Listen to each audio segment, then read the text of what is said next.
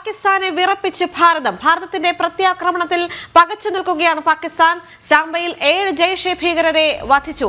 ഏത് ഹീന നീക്കവും ശക്തമായി ചെറുക്കുമെന്ന് സൈന്യം വ്യക്തമാക്കിയിട്ടുണ്ട്. സാഹചര്യങ്ങൾ വിലയിരുത്തി ഡൽഹിയിൽ തിരക്കിട്ട ചർച്ചകൾ നടക്കുന്നു. പ്രതിരോധ മന്ത്രിയുടെ നേതൃത്വത്തിൽ പ്രതിരോധ അടിയന്തര യോഗം പുരോഗമിക്കുകയാണ്. സംയുക്ത സൈനിക മേധാവി അനിൽ ചൗഹാൻ, സേനാ മേധാവിമാർ തുടങ്ങിയവർ പങ്കെടുക്കുന്നു. രാജ്നാഥ് സിംഗ് നരേന്ദ്രമോദി കൂടിക്കാഴ്ച ഉടൻ. വിദേശകാര്യ പ്രതിരോധ മന്ത്രാലയത്തിന്റെ വാർത്താ സമ്മേളനവും ഉടൻ ഉണ്ടാകുമെന്നറിയാൻ സാധിക്കുന്നുണ്ട്. ചില റിപ്പോർട്ടുകൾ പുറത്തേക്ക് വരുമ്പോഴും അത് സ്ഥിരീകരണം വന്നിട്ടില്ല. ആ സ്ഥിരീകരണത്തിൽ ഉൾപ്പെടെ ഇന്ന് കൂടുതൽ കാര്യങ്ങൾ അറിയാൻ സാധിക്കുമെന്ന് മനസ്സിലാക്കാൻ സാധിക്കുന്നുണ്ട്. എന്തായാലും അതിർത്തിയിൽ പാകിസ്ഥാന് ചെറുത്തു നിൽക്കാൻ സാധിക്കുന്നില്ല. ഭാരതം കനത്ത രീതിയിൽ തിരിച്ചടിക്കുകയാണ്. പാകിസ്ഥാന്റെ ഓരോ നീക്കവും മുളയിലേ നുള്ളുകയാണ് ഭാരതം. പാകിസ്ഥാന്റെ ഡ്രോണുകൾ നിലം തൊടും മുന്നേ നിലം പതിക്കുന്നു. പാകിസ്ഥാന്റെ ഡ്രോണുകൾ തകർക്കുകയാണ് ഭാരതം. അതോടൊപ്പം തന്നെ പാകിസ്ഥാൻ പ്രധാനമന്ത്രി ഇപ്പോൾ ഒളിവിൽ പോയിരിക്കുകയാണ്. ബങ്കറിലേക്ക് മാറ്റി എന്നുള്ള വിവരങ്ങളെല്ലാം പുറത്തേക്ക് വരുന്നു. പിടിച്ചു നിൽക്കാൻ പാകിസ്ഥാന് സാധിക്കുന്നില്ല. മാത്രമല്ല, പാകിസ്ഥാനിൽ ആഭ്യന്തര കലഹം രൂക്ഷമാണ്. ഒരു പക്ഷത്ത് ഇമ്രാൻ അനുകൂലികൾ പാകിസ്ഥാൻ സർക്കാരിനെതിരെ വലിയ രീതിയിൽ പ്രതിഷേധിക്കുന്നു. പക്ഷേ പ്രധാനമന്ത്രി ഇതൊന്നും കാണാൻ ഇല്ല എന്നുള്ളത് തന്നെയാണ്. പ്രധാനമന്ത്രി ഒളിവിലാണ്. ഈ ഒരു സാഹചര്യത്തെ നേരിടാൻ ഷഹബാസ് ഷെരീഫിന് കരുത്തില്ല എന്ന് തെളിയിക്കുന്ന സാഹചര്യങ്ങൾ കൂടി ഇപ്പോൾ പാകിസ്ഥാനിൽ നടന്നുകൊണ്ടിരിക്കുന്നു. എസ് നന്ദഗോപൻ ചേരുന്നു വിവരങ്ങളുമായി. നന്ദൻ, ഭാരതത്തിന്റെ തിരിച്ചടിയെ ചെറുക്കാൻ ഇപ്പോൾ പാകിസ്ഥാന് സാധിക്കുന്നില്ല. പാകിസ്ഥാന്റെ ഓരോ നീക്കവും ഭാരതം മുളയിലെ നുള്ളുന്ന ഒരു സാഹചര്യമുണ്ട്. ഇപ്പോൾ നിലവിൽ അതിർത്തിയിലെ അവസ്ഥ എന്താണ്? മറ്റു വിവരങ്ങൾ?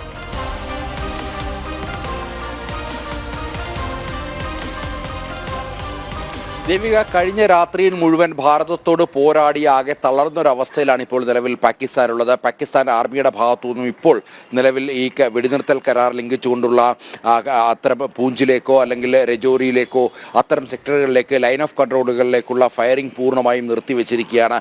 നിലവിൽ ഇപ്പോൾ അതിർത്തിയിൽ ശാന്തമായ ഒരു അന്തരീക്ഷമാണ് നിലനിൽക്കുന്നത്. അതേസമയം തന്നെ ഒരുപക്ഷെ നമുക്കറിയാം, കഴിഞ്ഞ പകൽ മുഴുവൻ ഇതേ രീതിയിൽ തന്നെ ശാന്തമായി നിന്നിരുന്ന ഒരു അവസ്ഥയായിരുന്നു. അതേസമയം രാത്രിയോടടുത്തപ്പോഴാണ് കൂടുതൽ സങ്കീർണമായ അവസ്ഥയിലേക്ക് ഈ അതിർത്തി മേഖല എത്തപ്പെട്ടത്. അതുകൊണ്ട് തന്നെ രാത്രിയിൽ ഇത്തരം ആക്രമണങ്ങൾ ഇനിയും ഉണ്ടാകുമെന്നുള്ള ഒരു കരുതൽ, അത്തരം പ്രതീക്ഷകൾ അല്ലെങ്കിൽ അത്തരം കണക്കുകൂട്ടൽ ഭാരതത്തിനുണ്ട്. അതുകൊണ്ട് തന്നെ എല്ലാ സജ്ജീകരണങ്ങളും തയ്യാറാണ്. ഏത് രീതിയിലുള്ള ആക്രമണങ്ങളെയും നേരിടുവാൻ വേണ്ടി തയ്യാറാണ്. നേരിട്ടുള്ള ആക്രമണങ്ങൾ വളരെ കുറവായിരിക്കുമെന്നുള്ള വിലയിരുത്തലാണ് ഉണ്ടായിരിക്കുന്നത്. ഇപ്പോൾ കഴിഞ്ഞ ദിവസങ്ങളിൽ നടന്ന പോലെ ഡ്രോൺ ഉപയോഗിച്ചുകൊണ്ടുള്ള ആക്രമണങ്ങൾക്കാകും പ്രധാനമായും പാകിസ്ഥാൻ പദ്ധതിയിടുക എന്നുള്ളത് തന്നെയാണ് രഹസ്യാന്വേഷണ വിവരങ്ങളും അതേപോലെ തന്നെ മിലിറ്ററി ഇന്റലിജൻസ് അടക്കം അത് തന്നെയാണ് കണക്ക് കൂട്ടുന്നത്. അതുകൊണ്ട് തന്നെ നമ്മുടെ ആകാശ് മിസൈലും അതേപോലെ തന്നെ L-70 അടക്കമുള്ള മിസൈൽ സംവിധാനങ്ങളും ഒക്കെ തന്നെ അതിർത്തിയിൽ സുസജ്ജമായി തന്നെ തയ്യാറായി നിലകൊള്ളുകയാണ്. ഏത് തരത്തിലുള്ള ആക്രമണങ്ങളെയും നേരിടുവാൻ തയ്യാറാണ് എന്നുള്ളതാണ് ഭാരതം വ്യക്തമാക്കിയിരിക്കുന്നത്. അതേപോലെ തന്നെ ജനങ്ങൾ ഒരു തരത്തിലും പരിഭ്രാന്തരാകേണ്ട സാഹചര്യമില്ല. ജാഗ്രത മാത്രം പുലർത്തിയാൽ മതി എന്നുള്ളതാണ് പ്രതിരോധ മന്ത്രാലയം വ്യക്തമാക്കുന്നത്. ഇതിനോടകം തന്നെ ചണ്ഡീഗഡ് അടക്കമുള്ള മേഖലകളിൽ ഇത്തരം സൈറൺ മുഴക്കിക്കൊണ്ട് പ്രധാനമായും ഇത്തരം പരീക്ഷണങ്ങൾ പല രീതിയിൽ ഭാരതം നടത്തിക്കഴിഞ്ഞു. അതേപോലെ തന്നെ രാജ്യത്താകമാനം ഇതിനോടകം തന്നെ മോക്ക് ഡ്രിൽ നടത്തിക്കഴിഞ്ഞു. സാധാരണക്കാരായ ജനങ്ങളെ ഏതെങ്കിലും രീതിയിലുള്ള വ്യോമാക്രമണങ്ങൾ ഉണ്ടായാൽ അതിനെ പ്രതിരോധിക്കുവാൻ വേണ്ടി, അതിനെ തടയിടുവാൻ വേണ്ടി, അല്ലെങ്കിൽ അതിൽ നിന്നും സാധാരണക്കാരായ ജനങ്ങൾക്ക് രക്ഷ നേടുവാൻ വേണ്ടിയുള്ള ക്രമീകരണങ്ങൾ, അത്തരം പരിശീലനങ്ങൾ സ്കൂളുകളിലടക്കം നടത്തിക്കഴിഞ്ഞു. വിദ്യാർത്ഥികൾക്കടക്കം ഇത്തരം പരിശീലനങ്ങൾ നൽകിക്കഴിഞ്ഞു. അതേപോലെ തന്നെ ഇപ്പോഴും തന്ത്രപ്രധാനമായ പല മേഖലകളിലും, പ്രത്യേകിച്ച് അതിർത്തി പങ്കിടുന്ന സംസ്ഥാനങ്ങളായിട്ടുള്ള ഈ പശ്ചിമ ബംഗാൾ, അതേപോലെ തന്നെ ഉത്തരാഖണ്ഡ്, ഉത്തർപ്രദേശ് അടക്കമുള്ള മേഖലകളിൽ ഇപ്പോൾ അവിടുത്തെ തന്ത്രപ്രധാന മേഖലകളിൽ സംസ്ഥാന സർക്കാരിൻ്റെ നേതൃത്വത്തിൽ, പോലീസിൻ്റെ നേതൃത്വത്തിൽ, ഫയർ ആൻഡ് റെസ്ക്യൂ ഡിപ്പാർട്ട്മെൻറ്റിൻ്റെ നേതൃത്വത്തിൽ, അതോടൊപ്പം തന്നെ സിവിൽ ഡിഫൻസിൻ്റെ നേതൃത്വത്തിൽ അവിടെ ഇപ്പോഴും മോക്ക് ഡ്രിൽ അടക്കമുള്ളവ പരിശീലന ഘട്ടത്തിലാണ് എന്നുള്ളതാണ്. അതേപോലെ തന്നെ ഗുജറാത്ത്, രാജസ്ഥാൻ, പഞ്ചാബ്, ഹരിയാന, അതേപോലെ തന്നെ ജമ്മു കാശ്മീർ, ഈ 5 സംസ്ഥാനങ്ങൾ, ആ 5 സംസ്ഥാനങ്ങളിലെ ആഭ്യന്തരമന്ത്രിയുടെ നേതൃത്വത്തിൽ പ്രത്യേക ഉന്നതതല യോഗം ചേരുന്നുണ്ട്. അതേപോലെ തന്നെ മുഖ്യമന്ത്രിമാർ സ്ഥിതിഗതികൾ വിലയിരുത്തിയിട്ടുണ്ട്. ഒപ്പം തന്നെ ഏത് രീതിയിലുള്ള ആക്രമണങ്ങളെയും നേരിടുവാൻ വേണ്ടി തയ്യാറാകാൻ സംസ്ഥാന പോലീസിനോട് നിർദ്ദേശിച്ചിട്ടുണ്ട്. മുഴുവൻ പോലീസ് സേനാംഗങ്ങളുടെയും അവധി ക്യാൻസൽ ചെയ്തുകൊണ്ട് മുഴുവൻ ആൾക്കാരും ഡ്യൂട്ടിയിൽ തിരികെ പ്രവേശിക്കുവാനുള്ള നിർദ്ദേശം നൽകിയിട്ടുണ്ട്. സർക്കാർ ഉദ്യോഗസ്ഥർക്കും അത്തരത്തിലുള്ള നിർദ്ദേശങ്ങൾ ഈ 5 സംസ്ഥാനങ്ങൾ നൽകിക്കഴിഞ്ഞു. കൂടാതെ ഡൽഹി അടക്കമുള്ള സംസ്ഥാനങ്ങൾ, ഡൽഹി, അതേപോലെ തന്നെ ഉത്തർപ്രദേശും ഉത്തരാഖണ്ഡും അടക്കമുള്ള സംസ്ഥാനങ്ങളും സമാനമായ നിർദ്ദേശമാണ് നൽകിയിട്ടുള്ളത്. മുഴുവൻ ഉദ്യോഗസ്ഥരും, പ്രത്യേകിച്ച് ഉത്തരാഖണ്ഡ് സർക്കാർ നൽകിയിരിക്കുന്ന വിവരങ്ങൾ അനുസരിച്ച് ഏതാണ്ട് 21,000 കട്ടിലുകൾ ഏത് അടിയന്തര സാഹചര്യത്തെയും നേരിടുവാൻ വേണ്ടി ആശുപത്രികളിൽ സജ്ജമാണ്. അതേപോലെ തന്നെ ICUകൾ സജ്ജമാണ്. ഒപ്പം തന്നെ മറ്റ് മെഡിക്കൽ അടിയന്തര സാഹചര്യങ്ങളെ നേരിടുവാൻ വേണ്ടി ഉത്തരാഖണ്ഡ് സർക്കാർ പൂർണ്ണമായും, അവിടുത്തെ ഹെൽത്ത് മിനിസ്ട്രി പൂർണ്ണമായും തയ്യാറാണ് എന്നുള്ള വിവരങ്ങളാണ് ഇപ്പോൾ പുറത്തു വരുന്നത്. ഇതിനോടകം തന്നെ ഹെൽത്ത് മിനിസ്ട്രിയുമായി ബന്ധപ്പെട്ട് മുഴുവൻ ഡോക്ടേഴ്സും നഴ്സുമാരും അതേപോലെ തന്നെ പാരാമെഡിക്കൽ ജീവനക്കാരും ആംബുലൻസ് ഡ്രൈവർമാരും അടക്കമുള്ളവർ ജോലിയിൽ തിരികെ പ്രവേശിച്ച് പൂർണ്ണസമയം ഡ്യൂട്ടിയിൽ ഉണ്ടാകണമെന്നുള്ള നിർദ്ദേശം ഉത്തരാഖണ്ഡ് സർക്കാർ നൽകിക്കഴിഞ്ഞു. അതായത് ഈ അതിർത്തി മേഖലകളിൽ ഏതെങ്കിലും തരത്തിലുള്ള ആപത്ത് അല്ലെങ്കിൽ ഏതെങ്കിലും തരത്തിൽ അടിയന്തര സാഹചര്യം ഉണ്ടായാൽ സ്വാഭാവികമായും ഋഷികേശ്, എയിംസ് അടക്കമുള്ള ആശുപത്രികളിലേക്ക് ഈ പരിക്കേറ്റവരെ അടക്കം മാറ്റേണ്ട സാഹചര്യമുണ്ട്. അതിനാൽ തന്നെ ഏത് അടിയന്തര സാഹചര്യത്തെയും നേരിടുവാൻ വേണ്ടി തയ്യാറായിരിക്കുവാൻ ഇത്തരം ആശുപത്രികൾക്ക് ആരോഗ്യ മേഖലയ്ക്ക് നിർദ്ദേശം നൽകി എന്നുള്ളതാണ്. ഉത്തർപ്രദേശ് സർക്കാരും സമാനമായ രീതിയിൽ വാരണാസിയിലടക്കം മോക്ക് ഡ്രിൽ സംഘടിപ്പിച്ചു. നമുക്കറിയാം വാരണാസി അടക്കമുള്ള ഉത്തർപ്രദേശിലെ തന്ത്രപ്രധാന മേഖലകളുണ്ട്, ക്ഷേത്രങ്ങളുണ്ട്, അയോധ്യ അടക്കമുള്ള ക്ഷേത്രങ്ങളുണ്ട്. ഇവിടെയൊക്കെ തന്നെ കൃത്യമായി തന്നെ ഇതുമായി ബന്ധപ്പെട്ട മോക്ക് ഡ്രിൽ അടക്കമുള്ള പദ്ധതികൾ അല്ലെങ്കിൽ അതുമായി ബന്ധപ്പെട്ട പരിശീലനങ്ങൾ ഈ ഒരു സമയത്തും നടക്കുന്നു എന്നുള്ള സൂചനകളാണ് അല്ലെങ്കിൽ അത്തരം വിവരങ്ങൾ ലഭ്യമാകുന്നുണ്ട്. ഉത്തർപ്രദേശ് സർക്കാരും പോലീസിലെ മുഴുവൻ ഉദ്യോഗസ്ഥരോടും തിരികെ ജോലിയിൽ പ്രവേശിക്കാൻ അവധി റദ്ദാക്കിക്കൊണ്ട് അടിയന്തര സാഹചര്യമല്ലാത്ത അവധികൾ റദ്ദാക്കി മുഴുവൻ ഉദ്യോഗസ്ഥരും തിരികെ ജോലിയിൽ പ്രവേശിക്കാൻ നിർദ്ദേശിച്ചിട്ടുണ്ട്. അതേപോലെ തന്നെ മഹാരാഷ്ട്ര സർക്കാരും സമാനമായ രീതിയിലുള്ള മുന്നൊരുക്കങ്ങളൊക്കെ നടത്തി പോലീസ് ഡിപ്പാർട്ട്മെന്റിനോട് എല്ലാ സജ്ജീകരണങ്ങളുമായി തയ്യാറായിരിക്കുവാനുള്ള നിർദ്ദേശമാണ് നൽകിയിരിക്കുന്നത്. അതായത് ഏതെങ്കിലും തരത്തിൽ പാകിസ്ഥാന്റെ ഭാഗത്തു നിന്നുമുള്ള ആക്രമണങ്ങൾ, ഇത്തരങ്ങൾ ഡ്രോൺ ആക്രമണം പോലുള്ളവ ഉണ്ടായാൽ ഒരു തരത്തിലും ഉണ്ടാകാനുള്ള സാധ്യതകളില്ല എന്നുള്ളത് പ്രതിരോധ മന്ത്രാലയം വ്യക്തമാക്കുമ്പോഴും മറ്റേതെങ്കിലും സാധ്യതകളിലൂടെ ഏതെങ്കിലും ആക്രമണങ്ങൾ അല്ലെങ്കിൽ വ്യോമമാർഗമുള്ള ആക്രമണങ്ങൾ ഉണ്ടായാൽ അതിനെ പ്രതിരോധിക്കുവാൻ വേണ്ടിയുള്ള നടപടിക്രമങ്ങളെല്ലാം തന്നെ ഭാരതം സജ്ജീകരിച്ച് പൂർത്തിയാക്കി അതിനുള്ള പരിശീലനം സാധാരണക്കാരായ ജനങ്ങൾക്കും നൽകി വരുന്നു എന്നുള്ളതാണ്.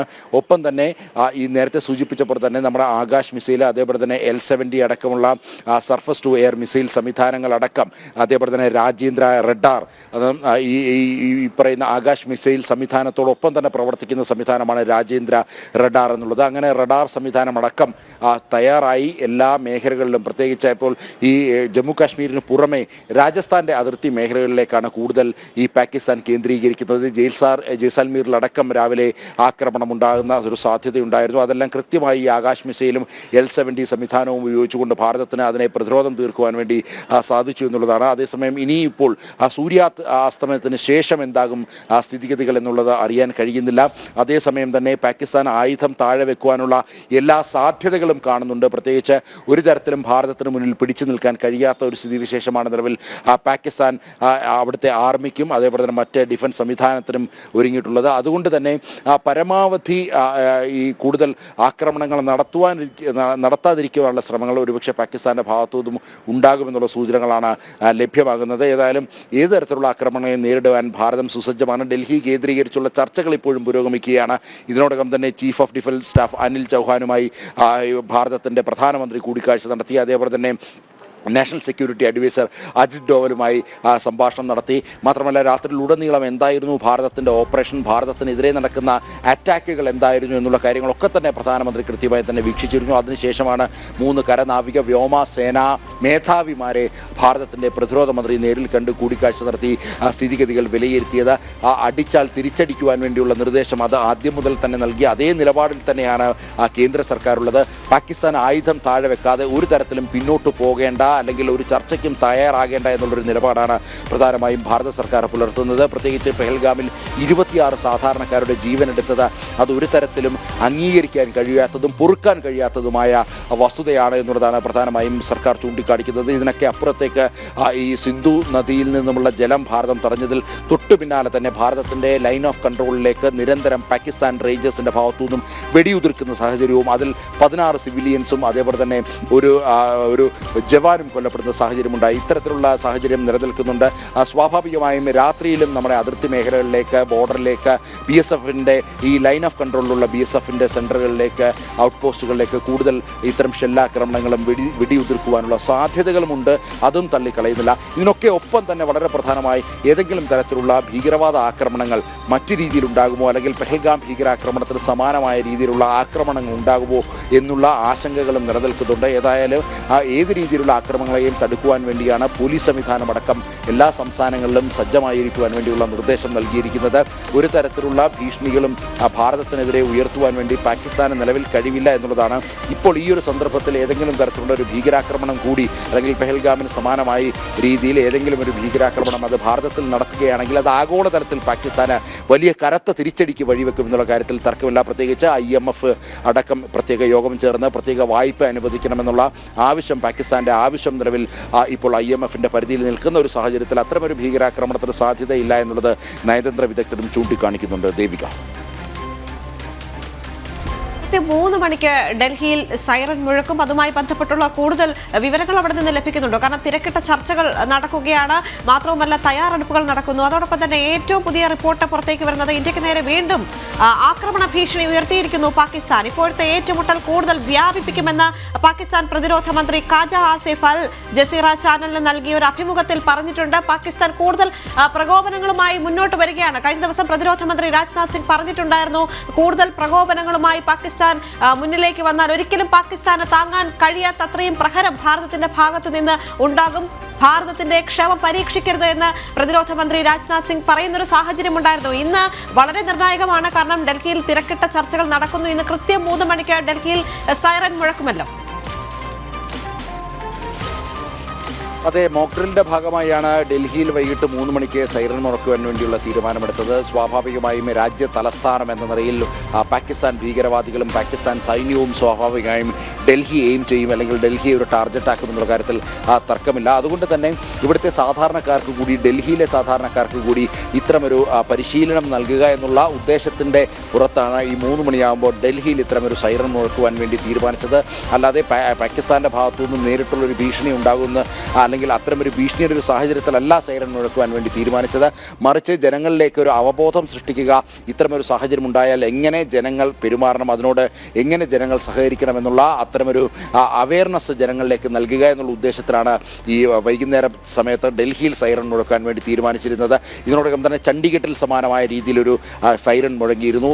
അതായത് ആ സമയത്ത് അവിടെ ഒരു ഡ്രോൺ ആക്രമണ ഭീഷണി ഉണ്ടാകുമെന്നുള്ളൊരു സാധ്യത അവിടെ അത്തരം നിലനിൽക്കുന്നുണ്ടായിരുന്നു. അതേസമയം അത് മോക്ഡ്രിലിൻ്റെ ഭാഗമാണ് എന്നുള്ളതും ഇതിനോടകം തന്നെ അത്തരം ചില സൂചനകളും ലഭ്യമാകുന്നുണ്ട്. ഏതായാലും ചണ്ഡീഗഡിൽ ഏതാണ്ട് ഒരു 2 മണിക്കൂർ മുമ്പ് സമാനമായ രീതിയിൽ ഒരു സൈറൻ മുഴങ്ങിയിരുന്നു. ജനങ്ങൾക്ക് കൃത്യമായി നിർദ്ദേശം നൽകി ആരും പുറത്തിറങ്ങരുത്, ആരും വീടിന് വെളിയിലേക്ക് ഇറങ്ങരുത്, ഒരു മുറിക്കുള്ളിൽ തന്നെ കൃത്യമായി സേഫായി എല്ലാവരും ഇരിക്കണം, ബാൽക്കണിയുള്ള വീടുകളിലേക്ക് ആരും ബാൽക്കണിയിൽ നിന്ന് എന്താണ് സാഹചര്യമെന്ന് നോക്കുവാൻ പോലും പുറത്തിറങ്ങരുത്, മുഴുവൻ കർട്ടനുകളും ജനാലകളുടെ മുഴുവൻ കർട്ടനുകളും പിടിച്ച് ഇട്ട് ഭദ്രമായി തന്നെ എല്ലാവരും വീട്ടിൽ ഉള്ളിൽ സുരക്ഷിതമായി ഇരിക്കണം, ആരും പുറത്തിറങ്ങരുത് എന്നുള്ള കർശന നിർദ്ദേശം ചണ്ഡീഗഡിൽ 2 മണിക്കൂർ മുമ്പ് സൈറൻ മുഴങ്ങിയതിന് പിന്നാലെയും അതിന് മുമ്പായും പ്രത്യേക അവിടുത്തെ പ്രാദേശിക ഭരണകൂടം നൽകിയിരുന്നു. അതിനുശേഷം പിന്നീട് സൈറൻ മുഴങ്ങി അത്തരം ആപത്ത് ഒരു ഘട്ടമില്ല. അതായത് ഈ സൈറൻ എൻ്റെ ഒരു ദിശ ഇങ്ങനെയാണ്. അതായത് ആദ്യഘട്ടത്തിൽ സൈറൻ മുഴങ്ങുമ്പോൾ ആപത്താണ് എന്നുള്ള രീതിയിൽ കണ്ടുകൊണ്ട് ജനങ്ങൾ സുരക്ഷിതമായ ഇടങ്ങളിലേക്ക് മാറണം. രണ്ടാമത്തെ സൈറൻ മുഴങ്ങുമ്പോൾ ആ ആപത്ത് ഘട്ടം കടന്നിരിക്കുന്നു, അല്ലെങ്കിൽ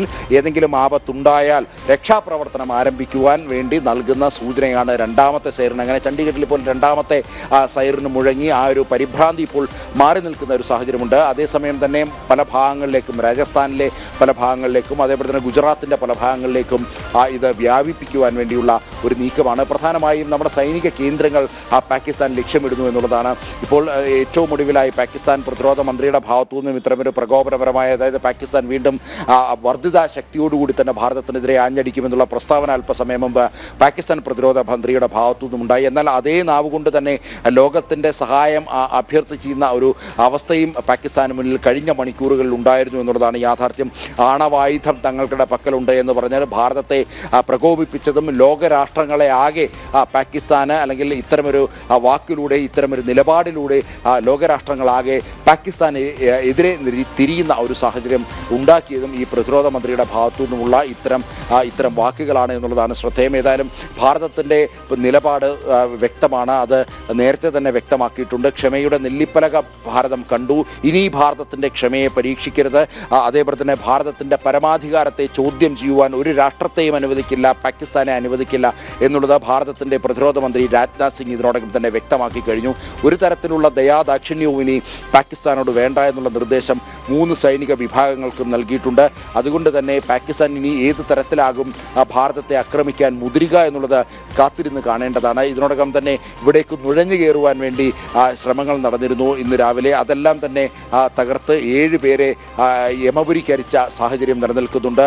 അങ്ങനെ നുഴഞ്ഞു കയറുവാനുള്ള ശ്രമങ്ങളും ഒരു കോണിൽ കൂടെ നടക്കുകയാണ്. ഇത്തരം സീസ് ഫയറിംഗ് ലംഘനത്തിലൂടെയും അല്ലെങ്കിൽ ഈ ആർട്ടിലറി ഫയറിംഗ് നടത്തിയും ഒക്കെ തന്നെ ഇത്തരം ഭീകരവാദികളെ കൂടി ഈ മണ്ണിലേക്ക് നുഴഞ്ഞു കയറ്റുവാൻ വേണ്ടി അല്ലെങ്കിൽ അവരെ കടത്തിവിടുവാൻ വേണ്ടിയുള്ള ശ്രമം ഈ പാകിസ്ഥാൻ ഭരണകൂടത്തിൻ്റെ ഭാഗത്തുനിന്ന് ഭീകരവാദികളുടെ സഹായത്തോടു കൂടി നടക്കുന്നു എന്നുള്ളതാണ് യാഥാർത്ഥ്യം. അതേസമയം തന്നെ ഭീകരവാദികൾ ഭാരതത്തിനെതിരെ ഭീഷണി മുഴക്കിയ സാഹചര്യവും നിലനിൽക്കുന്നു എന്നുള്ളതാണ് യാഥാർത്ഥ്യം. കഴിഞ്ഞ ദിവസം അടക്കം ഭാരതത്തിനെതിരെ വിശുദ്ധ യുദ്ധത്തിന് പ്രഖ്യാപനം നടത്തിക്കൊണ്ട് പ്രസ്താവന ഇറക്കിയത് വളരെ ശ്രദ്ധേയമാണ്. അതുകൊണ്ട് തന്നെ ആ രീതിയിലുള്ള ആക്രമണവും അല്ലെങ്കിൽ അത്തരം ആക്രമണവും ഭാരതം പ്രതീക്ഷിക്കുന്നു എന്നുള്ളതാണ് യാഥാർത്ഥ്യം.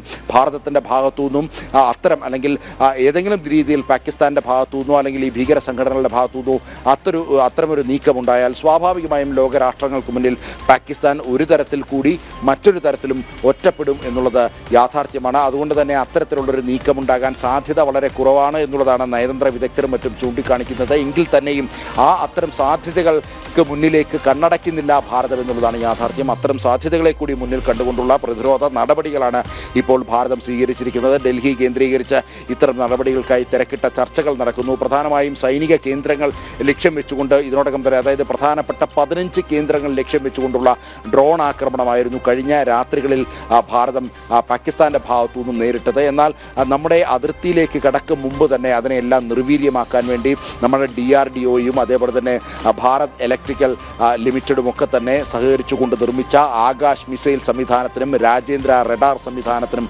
സാധിച്ചു എന്നുള്ളതാണ്. 100 കിലോമീറ്റർ അപ്പുറം എത്തുന്ന ശത്രുവിനെ അത് ഡ്രോൺ ആണെങ്കിലും വിമാനങ്ങളാണെങ്കിലും ഈ രാജേന്ദ്ര റഡാറിൽ അത് കൃത്യമായി ഡിറ്റക്റ്റ് ചെയ്യുകയും അതിൽ നിന്നുമുള്ള കണക്ഷനുകൾ ആകാശ് മിസൈൽ സർവീസിലേക്ക് വളരെ ഓട്ടോമാറ്റിക്കായി തന്നെ വന്ന് കൃത്യമായി ശത്രുവിനെ ടാർഗറ്റ് ചെയ്ത് ആ ശത്രുവിനെ നമ്മുടെ അതിർത്തിക്ക് അപ്പുറത്ത് നിന്ന് തന്നെ അല്ലെങ്കിൽ നമ്മുടെ അതിർത്തിയിലേക്ക് എത്തുന്നതിന് മുമ്പ് തന്നെ അവരെ ഇല്ലാതാക്കുവാനുള്ള സാഹചര്യം അത്തരത്തിലുള്ള പ്രതിരോധ ശേഷി വ്യോമ പ്രതിരോധ മേഖലയിൽ ഭാരതം കൈവരിച്ചു എന്നുള്ളതാണ്. ഭാരതം തദ്ദേശീയമായി നിർമ്മിച്ച ആകാശ് മിസൈലാണ് കൂടുതലായും കഴിഞ്ഞ ദിവസങ്ങളിൽ ഈ അതിർത്തി മേഖലകളൊക്കെ തന്നെ വിന്യസിച്ച് ഈ ഡ്രോൺ സംവിധാനങ്ങളെ അല്ലെങ്കിൽ പാകിസ്ഥാൻ്റെ ഡ്രോൺ ഭീഷണിയെ നേരിട്ടതൊക്കെ തന്നെ ഭാരതം തദ്ദേശീയമായി നിർമ്മിച്ച ആകാശ് മിസൈൽ സംവിധാനം ഉപയോഗിച്ചാണ് എന്നുള്ളതും ഏറെ ശ്രദ്ധേയമാണ്. ഏതായാലും അത്തരം സംവിധാനങ്ങൾ അതിനപ്പുറത്തേക്കുള്ള നൂതന സംവിധാനങ്ങൾ ഭാരതത്തിൻ്റെ പക്കലുണ്ട്.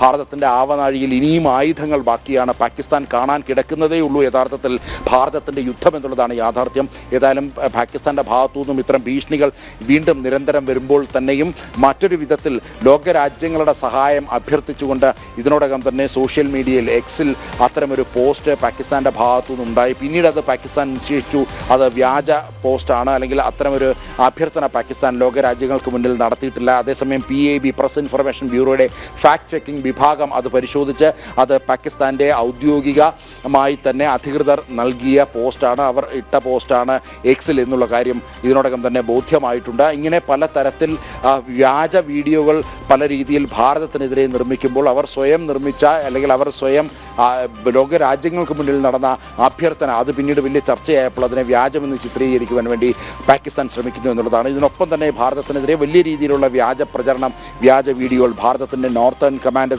തകർത്തു, അതേപോലെ തന്നെ സൗത്ത് വെസ്റ്റേൺ കമാൻഡ് തകർത്തു തുടങ്ങിയ അത്തരം ചില വ്യാജ വീഡിയോകളും വ്യാജ പ്രചരണങ്ങളും നടക്കുന്നു. അതേപോലെ തന്നെ ഈ വലിയ മാർക്കറ്റുകളിലേക്ക് എത്തി ഭീകരർ സ്വയം അവർ ബോംബ് വെച്ച് അവർ മരിച്ചു എന്നുള്ള രീതിയിലുള്ള അല്ലെങ്കിൽ അത്തരത്തിൽ വലിയ നാശനഷ്ടം ഭാരതത്തിന് വരുത്തി എന്ന തരത്തിൽ ഉള്ള പ്രചരണം അത്തരം വീഡിയോകൾ പാകിസ്ഥാൻ്റെ ഭാഗത്തു നിന്നും ഇത്തരം ഭീകര സംഘടനകളുടെ ഭാഗത്തു നിന്നും പ്രചരിപ്പിക്കുന്നുണ്ട്. ഒരു ഘട്ടത്തിൽ ചില മാധ്യമങ്ങൾ പോലും അത് ഏറ്റുപിടിച്ച സാഹചര്യമുണ്ടായിരുന്നു. ഭീകരവാദികൾ ഇത്തരത്തിൽ അവർ സ്വയം ഒരു മാർക്കറ്റിലേക്ക് എത്തി പൂഞ്ച് മേഖലയിലും രജോറി മേഖലയിലും അത്തരത്തിൽ 2 ആക്രമണങ്ങൾ ഭാരതത്തിൽ നടത്തി എന്നുള്ളതായിരുന്നു പ്രധാനമായും അത്തരം വീഡിയോ സന്ദേശങ്ങൾ പ്രചരിപ്പിച്ചിരുന്നു. എന്നാൽ അത് വ്യാജമാണെന്ന് PIB പ്രസ് ഇൻഫർമേഷൻ ബ്യൂറോ അതിൻ്റെ തെളിവുകൾ സഹിതം അത് പുറത്തുവിടുന്ന ഒരു സാഹചര്യമുണ്ട്. ഇത്തരത്തിൽ ഭാരതത്തെ സൈബർ രീതിയിലും ആക്രമിക്കുവാനെങ്കിൽ സൈബർ മേഖലയിലും ആക്രമിക്കുവാൻ വേണ്ടിയുള്ള ശ്രമം പാകിസ്ഥാൻ്റെ ഭാഗത്തു നിന്നുണ്ടാകുമ്പോൾ ഇപ്പോൾ ലഭ്യമായ വിവരങ്ങളനുസരിച്ച് പാകിസ്ഥാൻ്റെ പ്രധാനപ്പെട്ട ചില വെബ്സൈറ്റുകളടക്കം അവിടുത്തെ സർക്കാർ വെബ്സൈറ്റുകളടക്കം ഹാക്ക് ചെയ്യപ്പെട്ടു എന്നുള്ളതാണ് അറിയാൻ കഴിയുന്നത്. ഭാരതമാണ് അതിന് പിന്നിൽ എന്നുള്ളത് എവിടെയും ആരും അവകാശവാദം ഉന്നയിക്കുന്നില്ല. അതേസമയം തന്നെ എവിടെയോ എങ്ങനെയോ ഹാക്കർമാർ ഈ പാകിസ്ഥാൻ്റെ പല ഒഫീഷ്യൽ വെബ്സൈറ്റുകളും ഇതിനോടകം തന്നെ ഹാക്ക് ചെയ്തു എന്നുള്ള സൂചനകളാണ് ഇപ്പോൾ പുറത്തു വരുന്നത്. ഏതായാലും പാകിസ്ഥാനെ സംബന്ധിച്ചിടത്തോളം കനത്ത തിരിച്ചടി എല്ലാ തരത്തിലും നേരിട്ടുകൊണ്ടിരിക്കുന്ന സാഹചര്യമാണ്. ആഭ്യന്തര തലത്തിൽ പോലും വലിയ കനത്ത തിരിച്ചടിയാണ് പാകിസ്ഥാൻ നേരിടുന്നത്. ആഭ്യന്തര പ്രശ്നം പോലും പരിഹരിക്കാൻ പാകിസ്ഥാന് കഴിയുന്നില്ലല്ലോ. കാരണം ബലൂച്ച് ലിബറേഷൻ ആർമിയുടെ ഭാഗത്ത് നിന്ന് കനത്ത പ്രഹരം ഉണ്ടാകുന്നു. ഇപ്പുറത്താണെങ്കിൽ ഭാരതത്തിന്റെ സൈന്യത്തിന്റെ പ്രഹരം താങ്ങാനാകാതെ പാകിസ്ഥാൻ വീർപ്പുമുട്ടുന്നു. പ്രധാനമന്ത്രി ഒളിവിൽ പോയിരിക്കുന്നു. പാകിസ്ഥാന്റെ സ്ഥിതി വളരെ മോശമായി തന്നെ മുന്നോട്ട് പോകുന്ന ഒരു സാഹചര്യം കൂടിയുണ്ട്.